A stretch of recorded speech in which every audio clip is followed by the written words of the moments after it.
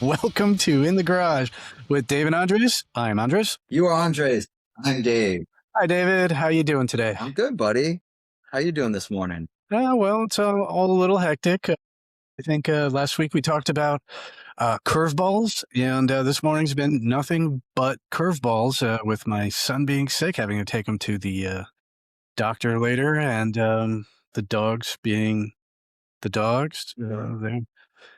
They're calm now. My wife has appointments this morning, so she's running around. It's a whole fun day at the Carvall household. How about yourself? How's your week been? Good. Trying to just use a lot of what we talked about last week on planning and managing time well, and not getting overburdened or overwhelmed with all the things. Hmm. Um, it's kind of funny going back to the old school just checklist, to-do list, blocking time. I know last week we talked about, I think you called it habit stacking. Yeah. Huge fan. I didn't realize I've been doing it for years, but I'll do that, or I'll pair something I like with something I don't. It's just kind of natural until I started recognizing like, oh, like that really works well for me. But I'm excited for this week's topic because I think it lends itself nicely to the last few. And it's all about setting boundaries. So saying yes when you really want to say no, or setting very hard lines when it comes to work, relationships, your own self or personal care, the haves and have-tos or have-nots. So thinking of you, just kind of like big picture, a day like today where there's all these curveballs and different things. What are your kind of boundaries when it comes to today of like, well, all this shit's coming at me, but like, no matter what, I'm still going to do blah. Good question. I mean, depends on the situation, right? Situational. That in this case, you got to grace some boundaries. Like, I know I'm not going to take a walk unless I do that later or whatnot. But at the same time, it's like, I'm going to carve out time for this. This is important, and I want it to make sure that this happens regardless of anything else that happens. So I've drawn my boundary around recording, and then I've set appointments for taking my son to the doctor for well after we're done here.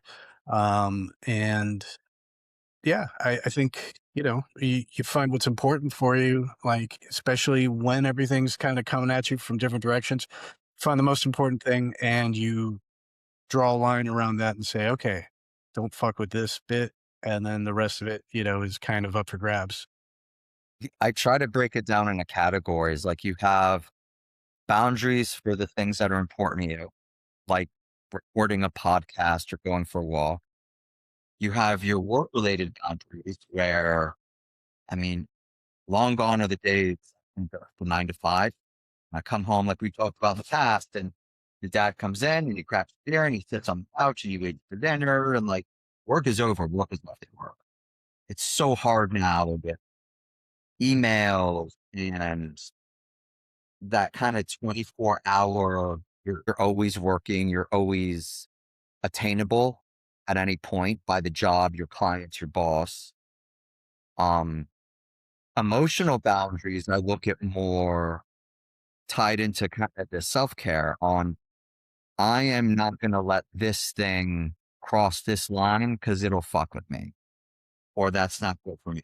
And I know like the way we were raised in previous generations, I think a lot of times that was synonymous with being selfish, Yeah. right? The coming in today and saying, we're going to set aside this, I'm going to record no matter what. Well, you're being selfish. Like, no. Like, I need this. Like, this is important for me. So I kind of, is right. Like self-care and boundaries don't equal selfishness. They're flexible boundaries. You can go for a walk later today. It doesn't have to be at 7:30 a.m. Right.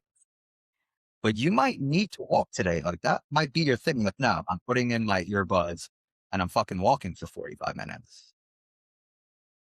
No, I agree. And, there have been times where the boundary set is, you know, I call it, it's a little thing I came up with for the household, just basically a hierarchy, right? Like, is it something I need or is it something I want? Mhm, Is it good for the family? Is it something the family needs? I got to go back and look at how I had structured it. But basically, we've I've had to put off doing this, for example, because my daughter had like a science fair thing, right? And the most important thing is like at the top is making sure that I am available and present for my kids. Things that can't be moved in that capacity.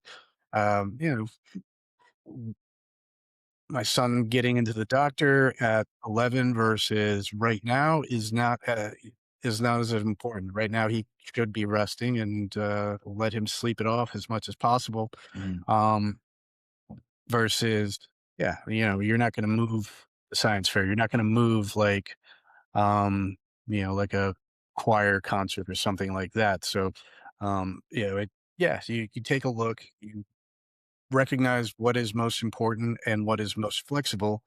And yeah, that's where you set your harder boundaries. Because yeah, like you said, boundaries can be flexible. I think also when we frame it in the terms of men's mental health, what happens often when we try to set those boundaries, we start to feel maybe guilt, Hmm. embarrassment, shame, remorse. I should be doing, I don't want to be doing, how others are going to judge me. And it really starts to muddy the waters with your kind of hierarchy you built, where I like the analogy they used when we were in grad school, right? It's plane goes down, you put the oxygen mask on yourself first, because if you pass out, you can't help your kids or anyone else around you. And it makes sense. And I think that's a very great kind of overall premise for guys to set with the people around them and be consistent with that message. Like, if I'm good and I take care of myself, I'm better to all of you. Yeah. Right. So the shift is, if you need to go to the gym 3 times a week, if you need poker night with your buddies, if you need to do gym out on a weekday night, which is a school night, or you need a half hour in the morning before you do whatever with the kids to just like do your thing, that'll make you better overall because you're taking care of yourself. Yeah, and I think part of the issue is recognizing necessarily what is taking care of yourself, right? So, like, for example, being in my position where I'm staying at home, there's a degree of shame that kind of comes with sitting on the couch for like 15, 20 minutes and just kind of vegging out, either watching TV or just playing around on my phone. But like, it's still, your brain still needs brief periods of rest and like kind of uh, little recuperation, regardless of what you're doing. So, through several years of therapy, I've come to be like, okay, I'm going to draw a line around this particular time. I'm going to carve out some time, and I'm not going to feel bad about sitting on the couch and vegging out for like 20 minutes. Stretches to like an hour, then I can start to feel bad about it. But realistically, if I don't, then my stress levels are going to continue to escalate thinking about all the things that have to happen versus like just taking a second, taking a breath, being like, removing yourself from everything. So you kind of deflate, right? Kind of like revving the engine. Like Yeah. you need to let the RPMs come back a little bit before you push on. It's a good kind of transition that way into then the work environment. I've worked with plenty of, young men, 18 to 30, that we notice very quickly when they're at work, the expectation is almost like, well, I have to be on every single second that I'm at work. And when I'm not at work, I have to be ready for them to call me from work if they need. So it's really that production is being valued over well-being. So it's all about like production. Yeah. Production. Like, well, what am I able to do? And I've seen more times than not, like that's not sustainable. I meet these very high achieving types of personalities that it's hard for them to cut off that time. I'm going to say, no, I'm taking an hour lunch and I'm not going to be checking my phone or I'm not going to be feeling guilty about whatever. Like, this is letting the engine cool so I Mhm. can then rev up again. Yeah. The main issue I see with these situations is kind of getting back to your point about you know, boundaries versus selfishness, right? Like if you're not a selfish person inherently and you're carving out this time, you're going to think about, okay, who's picking up my slack while Yeah. taking this me time, right? And that becomes an issue because you feel if you're like a sensitive, em- empathetic human being, you're going to like think about your coworkers or the rest of your team and go, oh man, like I got to take this time for me. These guys got to make up the slack. And if you haven't necessarily had conversations about this, like, okay, this is my time now, but like you take your time when you need it. I'm there for you. Then you're going to put that off instead of maybe having a conversation because it is not, you can see it as like not necessarily a masculine thing to do. Like, I don't know, I need some time. Like, it's more masculine to be like, all right, I'm here for the team no matter what. Yeah. I mean, hell or high water. I want to be known as the most reliable person on this fucking team. I want to hit that because I think just in terms of work culture and when it comes to building relationships and communicate, I love the idea of you getting together and saying, if you need whatever, we're here for you. You take it. You need a minute, you need a day, you need this, you need that, because you'll do this thing for us. Mhm. So we're really working as a team. And we know like you're gonna have those stressful times when you're struggling, this, that, whatever. I met another podcaster and he's a host. We'll have him on at some point of a pretty important website and organization in England. And he shares his story where he was dealing with severe depression. I think there was addiction. I don't want to get it wrong, maybe not. But he was so afraid to his boss and he was going to have to check himself into like rehab or a psych unit or something. And they're going to be disappointed. I'm not picking up or I'm not doing what I need to be as like the guy on the team. And then this, that, whatever. He like, he was trying to be strong or whatever. And then I know you're not okay. You, we're here for you. And he just fucking lost it. He broke down. And the boss, and I think it was a woman, she's like, We're here for you. Like, whatever you need to do, your job's here when you come back. Take care of yourself. We love you. And more often than that, that's usually the message. I think it's hopefully more rare where you're met with, well, stop being a fucking pussy. Like, well, if you can't do this for the company, then you're shit to us. Yeah. Or, someone in my personal experience, let's see how I could do this without incriminating myself. There was a point where myself and law enforcement did not get along during one of my projects, and I took advantage kind of the whole like that whole piece of it, which was I knew that if I disappeared for a couple days, which I had to do because I wound up spending a couple nights in jail due to it was suspicion of DUI. I did not actually get a DUI, but Mm. I was suspected of it, and I did not make the docket the first day, so I had to go to the docket the second day, which meant that I was vanished from this project for 2 days without any notification. And on Monday, I walked in, and they were like, "So where were you?" And I was like, had to take care of some personal issues. I don't want to talk about it. And they couldn't ask me, like, they couldn't follow up. Like, I was like, this is going to be my fucking line. I know that, Yeah, fine.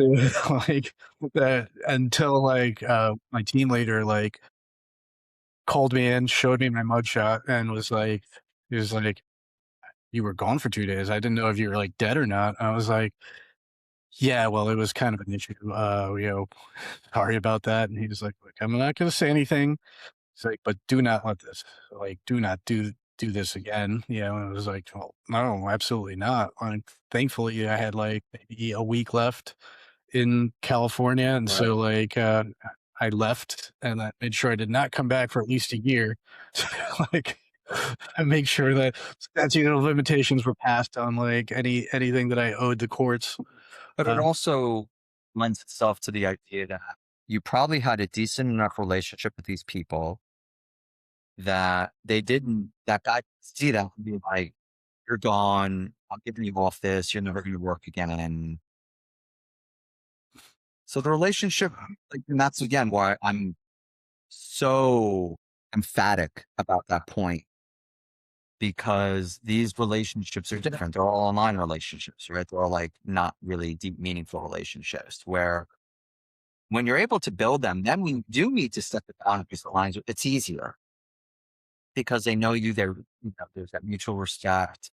Um, I wanted to share just personally. I know my own line in the stand is very blurred. Again, it's kind of like leading to me ending up in like a psychiatric unit for a bit. I didn't turn off. There were no lines. There were no boundaries. You need me at 2 a.m. I'll be online at 2 a.m. We need to talk at 11 p.m. at night because this person's in crisis. Done. Like, I kind of looked at everything as if I don't do this, I'm going to stop making money, getting work business, won't be able to pay the mortgage, feed my kids, blah, blah, blah. Mhm. And I saw the warning signs and I ignored them. And then after kind of reality set in, I changed everything.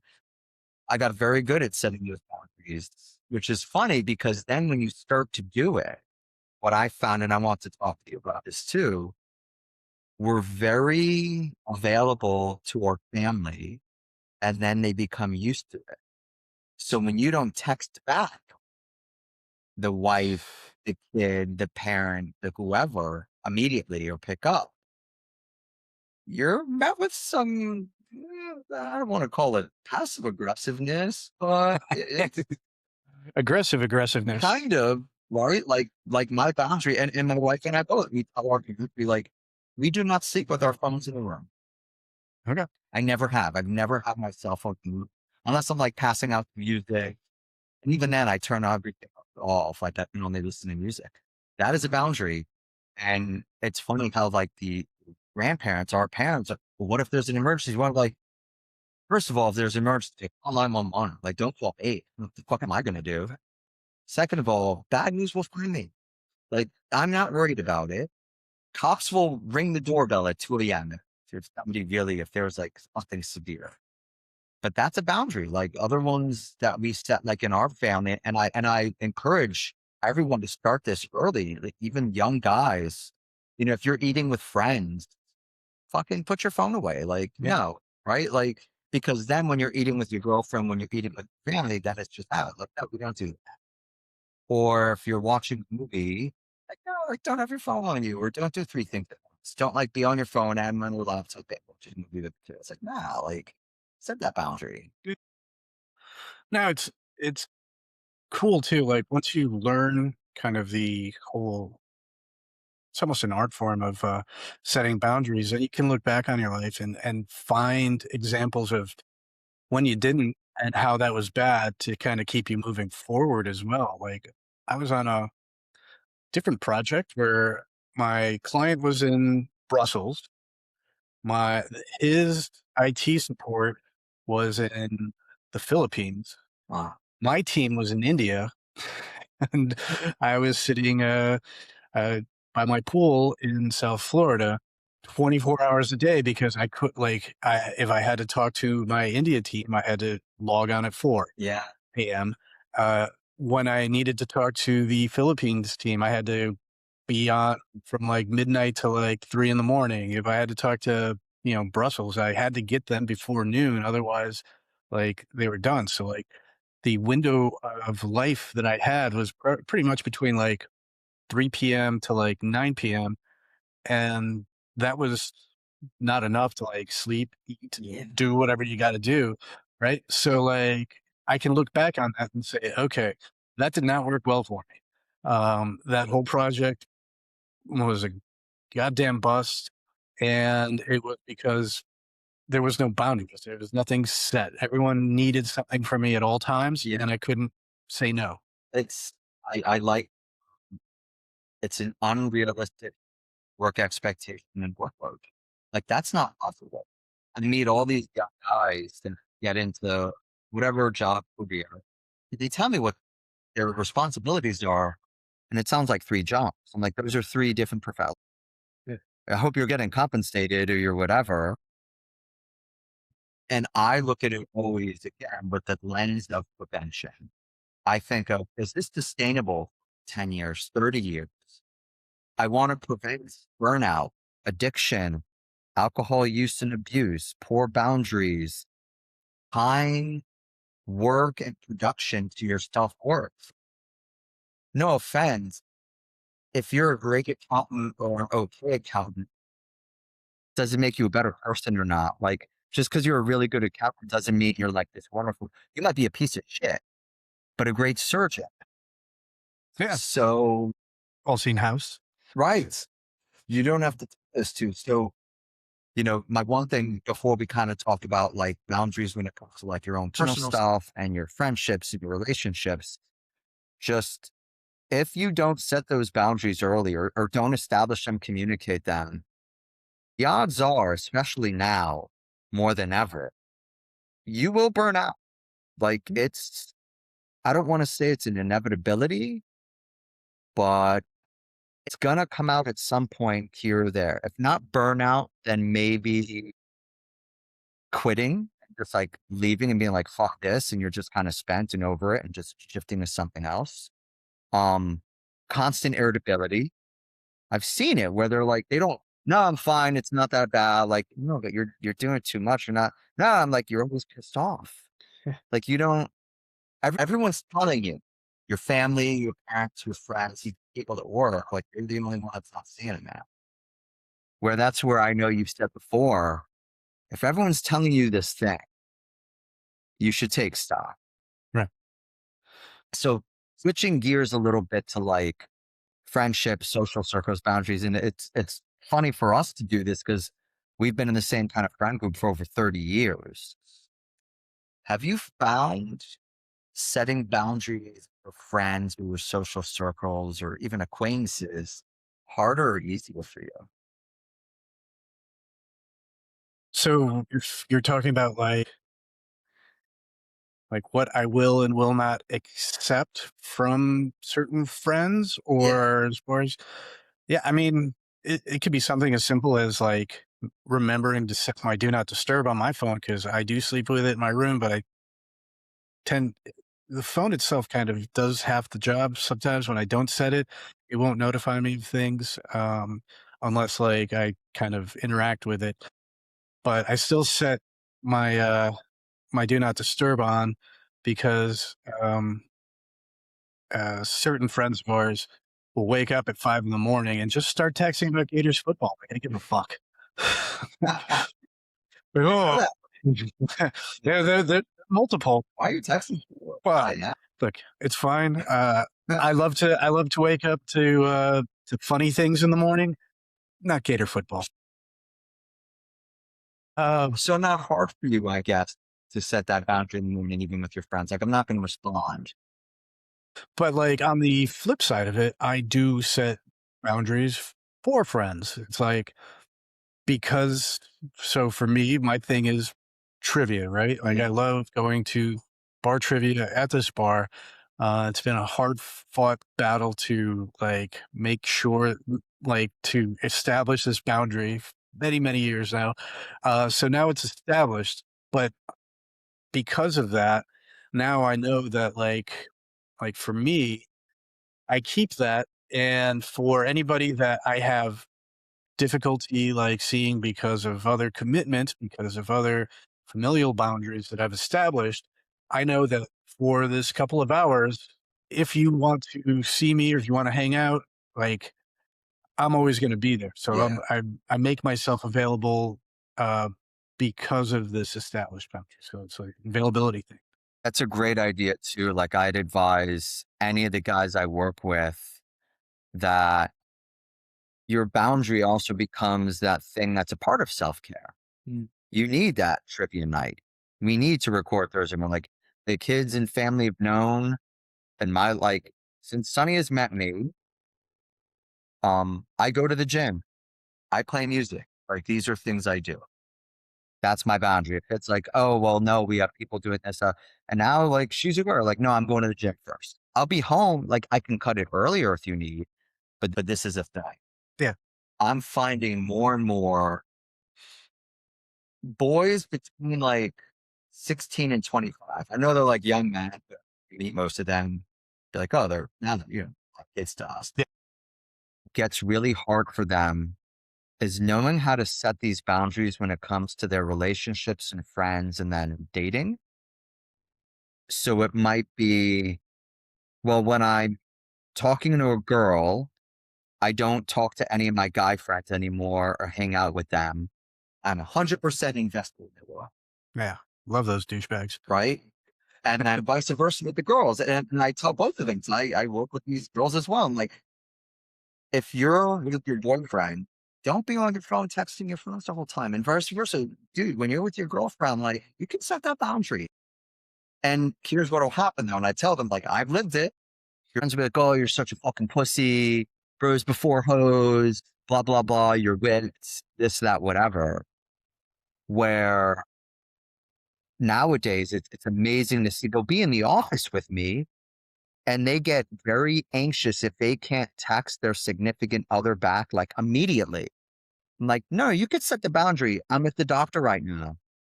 I'll talk to you in an hour. Mhm. They won't. They won't. Like it causes so much stress. They'll get upset, blah, blah, blah. I'm like, you need to talk about that in advance. I've told you before, it's one of the kids I work with, a teenage girl, teaches me everything I need to know about like high schoolers, guys and girls. Fucking great. And one thing that's great is to talk to this boy. And she said from the get go, like, I'm not going to talk to you until 6 a.m. I have school tomorrow. Like, I'm fucking tired. I'm turning my phone off at 11. Like, hell yeah. I was so proud. I'm like, fuck yeah. Like, I got in phone off at 11. Like, that's a boundary. Sure. Same with friends where they're like, oh, we're jumping on this game together. It's hard to say, no, I have other shit I have to do. I have to hang out with my girlfriend. Or like I made these plans or I'm going to the gym. Oh, fucking pussy, fucking sell out. But yeah, I mean, and peer pressure is a severe blocker to setting boundaries, right? Because like, for example, like yeah, if all your buddies are logging on and you want to play, like everyone else for whatever reason, they don't have an issue with like playing until like 1, 2 in the morning, even though you've got school the next day. They're gonna rag you and it's gonna be a thing where you just is it easier to just say fuck it? Like, okay, I'll just play or not. Like and when you're in the middle of it, it does not seem like the easier thing to do to Yeah. just say no. I mean, even my son had like he's 9 and it was Monday because this week is kind of it's a weird school week. Um they had to go to jujitsu on Monday, which they don't usually do. And so he'd set up like a kind of a group thing on I don't know, Minecraft, I think. I don't know. But he I was like, "Okay, like, get ready. You're going to jujitsu tonight." And he was like, "Oh, but I told my friends I would play." Like, "Oh, tough?" Like, that's not as important as what you have to do right now. I was like, "You can play with your friends, but then you can't go to your grandparents on Thursday after school because they don't have school tomorrow." So it's like, I had to force that on him, like, to demonstrate like, yeah, no, this is more important because of X, Y, and Z. Yeah, I Yeah. know it doesn't feel that way right now because you have the pressure of wanting to, join up with your buddies and whatnot. But at the end of the day, you're going to get more benefit out of not doing that because of down the road. It's a tough one to see like, 6 steps in front of you. I like thinking of the different age groups on where they have to set the boundaries and where it's hardest. So with the younger ones, it's a lot of times like the beginning work stuff because they're new, the relationships. Our age, I find a lot of us have to set boundaries with our own parents and family, like Mm. the older ones, because there is that like, well, I'm the son, right? Like, I should do this. It's my responsibility to do that. Have you found that you've ever had to do that with your own parents or your in-laws where, no, like I'm setting this boundary because this is important for me? I think when it comes to privacy, um, so it it's funny because it was self-imposed by my parents. My mom was always like, "I've seen what happens when, uh, like, myself or my sisters get too involved in their kids' lives that they get pushed." There's, like, pushback, right? So, Mhm. her biggest fear was to, like, not because of wanting to be too much of a part of our lives, like, getting pushed out and, like, wind up having less access. Mhm. So she self-regulates, but, no, when my in-laws moved a mile down the road, yeah, my wife and I had a conversation like, "Okay, so, like, are they gonna be doing pop-ins? Because we're not necessarily that big on the pop-in, and especially, like, the kids aren't around, then it's usually our party time." So, like, what is you need to set some ground rules there, like, if you're on my side with this, and she was, and so we've established that boundary, like, "Hey, look, it's not that you can't come over, just text us first," or, Yeah. in reverse with my parents, like, "Hey, look, if we're having a barbecue and we tell you about it, that means you're invited." Like, so, like, it's like sort of inverse boundaries, but, like, to establish that, like, stop being stop regulating yourselves to the point where, like, we have to work harder to, like, make you feel welcome, I guess. I don't know. I feel bad for guys in our age group that have to take care of their parents or feel the responsibility or necessity to do it, where then it gets kind of harder because then the thought is, well, there's no one else. Who else is going to do this? Which is why I even push this more. I'm like, I don't want you to burn out with that because then it'll lead to resentment, anger, abandonment, more guilt. So if you establish some of the boundaries, so if it's, I can't come over your place every day to do blank, Yeah. or I can't take you to every doctor appointment. There's free buses, there's local this, there's whatever else that's available. Let's tap into that a little bit. 'Cause unfortunately, our culture and nation overall isn't great about providing what's completely necessary for elderly. And especially if they become a little more dependent, if they can't drive, if they can't make their own appointments, Yeah. not everyone just gets a case manager, that's paid for by Medicare. So I know myself, I've had to, and I'm very good about establish and advance the boundary. Like we're not always going to be available on weekends to do whatever. Like I know you might have done it with your parents and you think it's normal to hang out with the grandparents every Sunday, no matter what. Mhm. Like my kids, teenagers, like they have their lives. I have my life trying to do my thing as well. Um, it doesn't have to be on the week. Like it doesn't have to be like you guys don't work. It might be easier on a Thursday after school or Saturday lunch.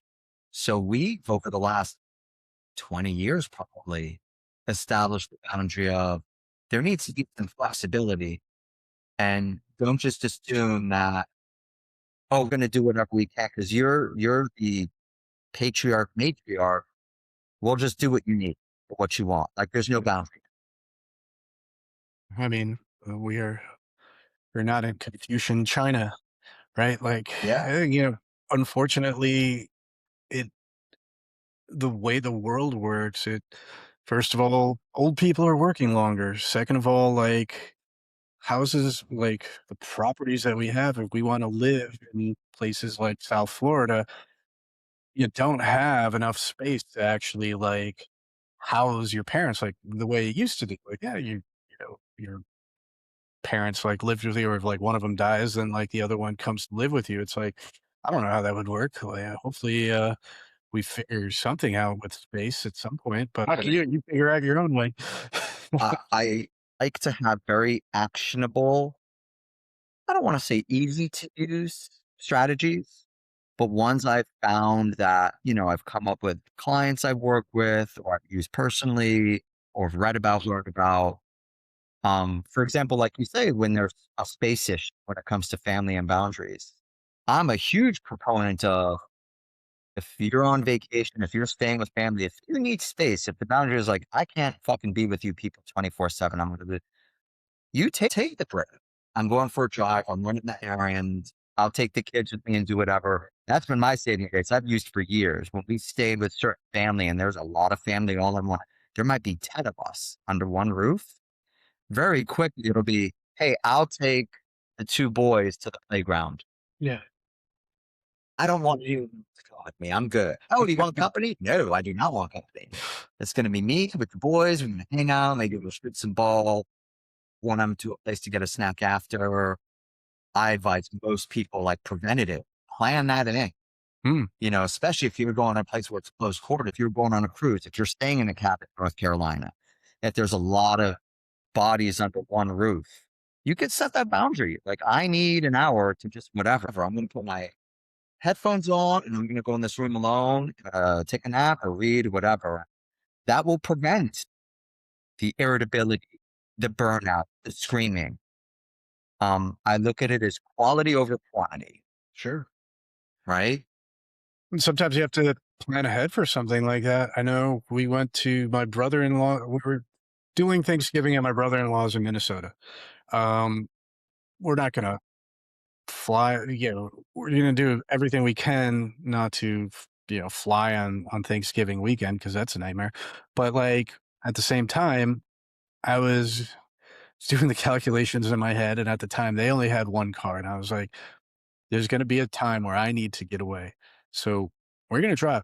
Let's just drive up there. I know it's far, but like, we tag team it. We can do it in a little over a day. Like, it'll be fine. And once we're up there, because you're going to be up there for a week, like, then we have a car. Then we have like Mhm. kind of a way to get take a breath because Yeah, you're not trapped. yeah. And that's a whole thing. You feel cornered when like you're at the mercy of like other people to get around. I mean, I shit. think what gets hard too is setting boundaries when it comes even to money. Like when you talk about a trip and spending the money on flying during Thanksgiving or doing a home renovation where I always advise people, and people have told me, like, you have to ask yourself, like, is this worth it to you? Are you okay with this? If yes or no, like, that's okay. You need to communicate it. You need to kind of identify, well, what are your values? Is this worth the time? Is this worth like whatever you're looking for? So for example, I pay for a gym membership, completely worth it. They could charge me double and I'd still pay it. But if it comes to like $100 pair of jeans, no, No. not where I'm setting the line there. Like I'm not paying fucking $100 for a pair of jeans. So I find, especially now, because what get pushed on a lot of these people, it's your items, it's the money, it's what restaurants and the car, and it's hard. I think for a lot of people to set that boundary and to like have their own. I don't know if it's a moral kind of line, but it is some kind of line that they have to really ask themselves, like, why am I doing this? Right. It's, it's basically asking yourself, is it worth it? Right. Like I can take, the level of our conversation down a step to something that I can, in a way that I can explain it. It's like you go to a strip club and you spend, say, $20 on a lap dance and it sucks and you feel stupid afterwards. But maybe you spend 200 on like different dancer, different whatever, and it was great. And you love it and you don't feel bad about that $200 versus that $20, right? Like what was the difference? You got whatever you were hoping to get out of the $200 one versus the $20 one. And it can go vice versa, but it's like it's a matter of it's not necessarily how much money you spent versus how much you got out of it. I Right. think I should put the disclaimer in that this is now not a kids episode. I have to put on YouTube or anywhere like, "Is this for kids?" We're gonna put a hard no there. Yeah, well, I was 15 the first time I went to a strip club. Like, That's fair. I wish I would have known these things. This too. So to kind of reiterate, right, when it comes to your boundaries, right, I'm not paying $20 for a shitty lap dance, but I will pay 200 for a very good one. That is worth it to me. Yeah. Sure. Or like, yeah, you might pay like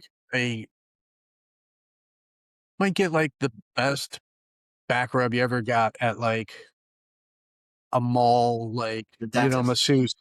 Right. Yeah, like, you go to the mall and they got the guys with the little things set up and they give you like a little back rub for like $10 for 15 minutes. And it's like, man, that was great. And then you like, now I need like a real massage. And you go to like a person and it's not that great. And you spend all this money. It's like, I really wish I was back at that mall. Like, but it's so to get back to it, it's a satisfaction boundary, knowing Mm. what is worth it to you and what you're hoping to get out of it, and then getting as close to that as you can and not really putting the other stipulations around it, right? Like, so I think it's good to kind of lend to your point. We're slowly wrapping up, big picture. I think it's like a beat and stop before you make a decision and really think about it. Like, all right, before I spend this 10 bucks, before I spend this 200 bucks, like, is this worth it? Like, what am I getting out of it? Along with when it has to come with other people, like, does my feeling of guilt or embarrassment mean that what I'm doing is wrong? Usually, no. Like, it's just uncomfortable. mhm. I love that term. I use it all the time, and it really captures it well. Like, this feels bad, right? Like, it doesn't mean it's wrong. Like, you telling your girlfriend, like, no, at 11 o'clock, I go to bed. Like, I'm not going to be fucking answering texts at 2 in the morning. I'm tired. You're going to feel like, oh my gosh, she's going to be mad, blah, blah, blah. That's okay. Like, she could be mad. Yeah. Or telling work, no, I'm not coming in Saturday. If you have Bill Lumber as your boss, I'm not coming in on Saturday or Sunday. I'm going fishing. And that's just what I'm doing. If anyone doesn't get the reference, please watch Office Space. Around it. I think that was almost would you say, like the precursor to shows like The Office? Oh, 100%. And also a precursor to me going, yeah, I feel with this guy. I would do nothing if I had $1 million and could just like do whatever I Love wanted. around. Just hang out. That was before I was married. Sure. Again, boundaries, the setting the boundaries, it's going to be hard, but if you communicate and if you frame it as, this is good for me, this is what's going to lead to lifelong sustainability and well-being, it's easier to do, just like starting to work out. It's uncomfortable in the beginning. Like the first times that you're exercising, it fucking hurts. Like your legs are sore, you feel like you might puke, but like after a bit, you get used to it like anything else. And I'll kick back to you in this as well. But like when it comes to, because I believe this is a learned trait, right? Yeah. Any boundaries that I had set prior to really thinking about it as setting a boundary, carving out my personal space in this world, it was just considered maybe uh, being stubborn and whatnot. So, like, what seems to me, because it is more of a learned trait, is like, just like anything else, like you said, like working out, like you got to start small.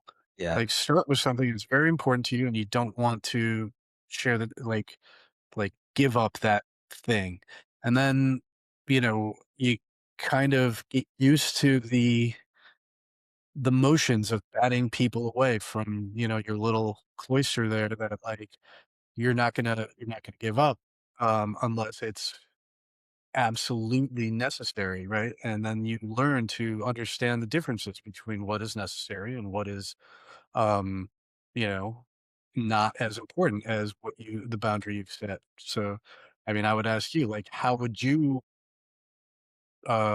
sort of coach someone into learning how to set boundaries? So I'm gonna use that because that's a great teaser for future episodes on starting small.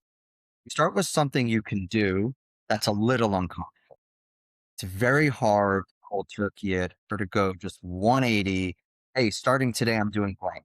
That's why New Year's resolutions usually don't work.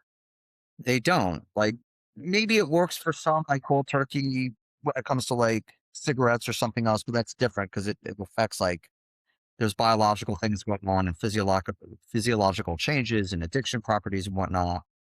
But when it comes to making small changes over time, and over again, that's shown by research, like that's more sustainable. That will last. So don't start as a marathon runner. I'm going to start running 26 miles a day tomorrow. No, you're not. Like, you're not going to start that. Yeah. You can start maybe doing a 1 mile jog. You can start with that. And then after a week, do whatever. So if it comes to, all right, I'm going to set more boundaries for work. Avi said it perfectly last week. Keep your phone 5 feet away from your bed. That's a nice small change. So you're more apt not to grab it when you go take a piss in the middle of the night, check your email. Small. You're not completely turning it off and leaving it in another room. That's it's too much, too stressful. Mhm. Sure. Or I even like if it's hard stop times or if it's work, like I'm gonna work. I'm gonna stay late at work today to get more work done, Mhm. but it's 6, I'm leaving. Versus, no, I'm not gonna stay late. I'm not gonna like you're already staying until like midnight. Like let's rewind it a little. Let's just see what we can do. You're gonna be uncomfortable at first. It's not gonna feel good. You're not used to it, but you can deal with that little bit of discomfort. So I think that would be a great next episode about how small changes can lead to better new habits that are lifelong, sustainable, and become routine. Yeah, I mean, so that kind of ties into this book, Atomic Habits. Yeah, I forget sure. the author, but Mhm.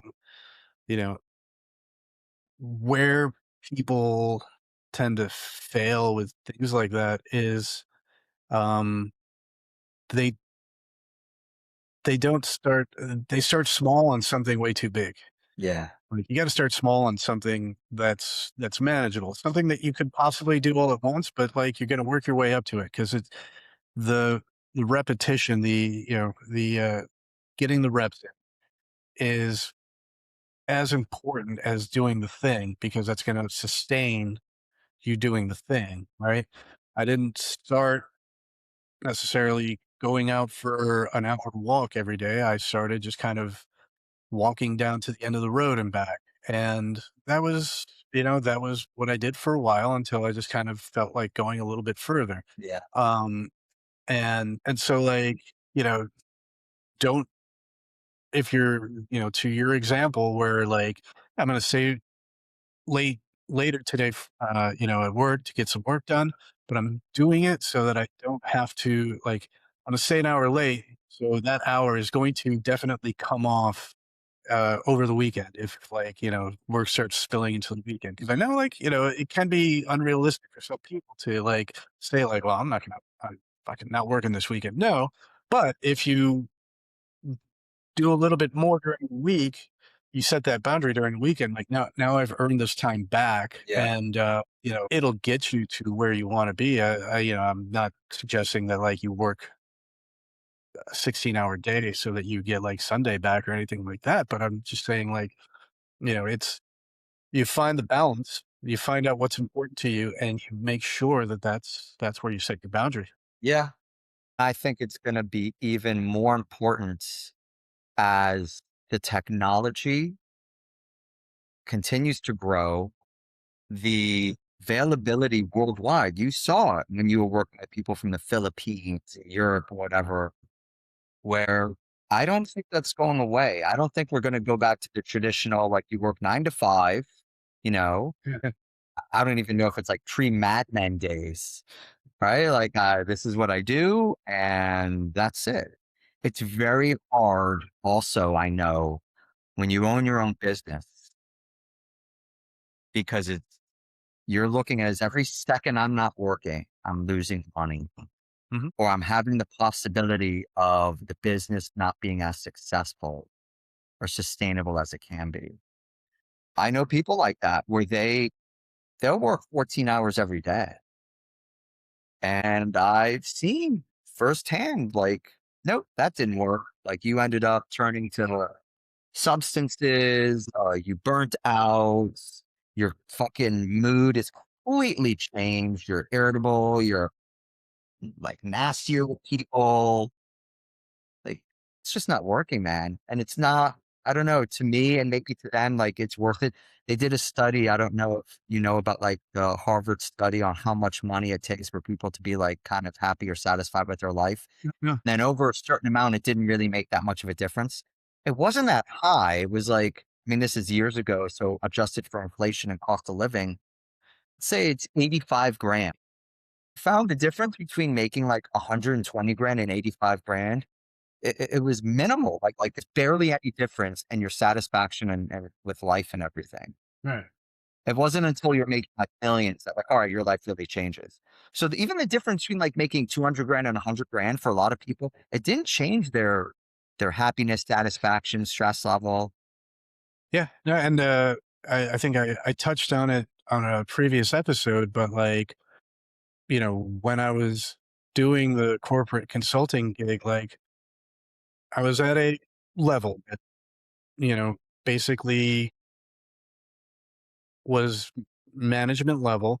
Um, you could go either way, right? You could go management or specialist, but like it was it was a level that a lot of people stayed at because the next level up was so much more stressful, Mm. and you got so little bump in what you were making Yeah. versus how much you were sacrificing in your life that like for me, it wasn't worth trying to, like, power through that next level up to get to the next level past that, which was like, okay, then you're kind of owning your own, like, little corner of the empire, and yes, now, like, it's a significant change, but, like, you spend, like, several years at this, like, in between level where, like, these people looked like they looked miserable, they were burning out, Yeah. there's so many consultants that went into like something that was absolutely completely different from what we were doing, because they had completely had it, with what it was doing to their lives. Like, and I knew a guy that was like, "Yeah, I'm done with this project management shit. I'm gonna go be a chef." Like, really? Okay, Yeah. enjoy. Like, I didn't see it at the time, but like later on, I was like, God, yeah, these guys at this level are like miserable, Yeah. and it's not until you get to the next level, and that's not guaranteed. And you're not like you can't go back down, like you can't demote yourself. So now you're like screwed. I'm always so, I don't know if it's like elated, happily surprised when I meet these younger guys that say like, I don't need a lot of money. I just want to be able to have enough money to pay for like my little condo. I want to be able to fish on the weekends and maybe, have like a cheap little car or like a little motorcycle or something. That's all I want. Like I don't, but I want to be able to like what I do every day. So I'm gonna have a fishing charter that I'm just gonna like take people out fishing, and I don't need to make a lot of money because like This is what matters to me. Like, that's fucking great. Good for you. Right? Isn't that awesome? You're like a 19-year-old, like, good for you. Yeah. And if anything, I tell them, like, all right, like, what do you really need to learn? You need to learn how to like market business. You need to learn how to like manage books and stuff. You could find an accountant to do whatever else. Like, that's fine. But other than that, like, yeah, just get your experience, and your boundary is, I'm not willing to do these things that make me miserable to make this much more money. Yeah. Like, that's great. No, it's a good boundary to have Right. because like you look like unless like, you're Superman and you can kind of burn through like the point in time where like, people do burn out. It's like, yeah, maybe all you need is like some tasty waves, bro. Like, it's Great way to end it. All you need is some tasty waves. This is In the Garage with Dave and Andres. Thank you very much, everybody. We'll see you next time. We'll see you next time. Bye-bye. Thanks for listening. If you want to hear and see more from us, visit our Substack at inthegaragewithdaveandandres.substack.com. If you want to drop us a line, whether it be an idea for a show or just say hi, you can email us at inthegaragewithdnday, all one word. That's inthegaragewithdnday@gmail.com. Otherwise, if you liked what you heard, please subscribe, rate, and review. Bye.